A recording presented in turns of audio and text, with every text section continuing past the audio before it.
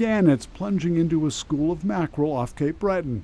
The huge colonies of seabirds are part of an ensemble of predators feeding on the declining stock of Atlantic mackerel. That includes dogfish, tuna, and yes, seals.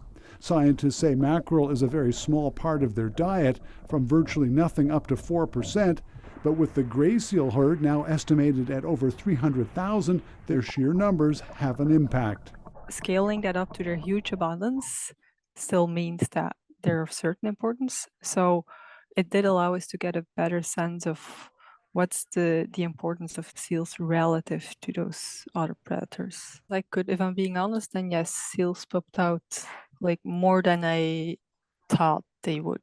Elizabeth Van Beveren led the first attempt to quantify how much mackerel is being eaten by predators, conservatively estimating a minimum of 21,000 tons a year, well above commercial landings prior to the moratorium imposed 2 years ago.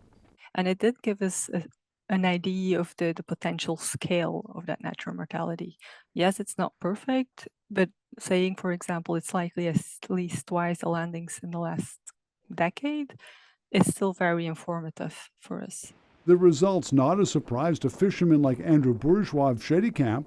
I mean, obviously that population has exploded, and I'd say is the major part of the predation. We've been seeing it over the years. Slowly, DFO is coming around.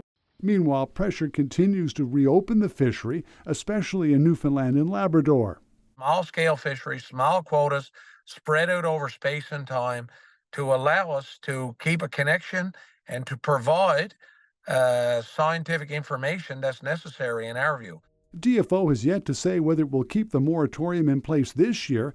The answer may come tomorrow. The minister has scheduled a news conference Thursday to announce opening a new bait fishery in the region. Paul Withers, CBC News, Halifax.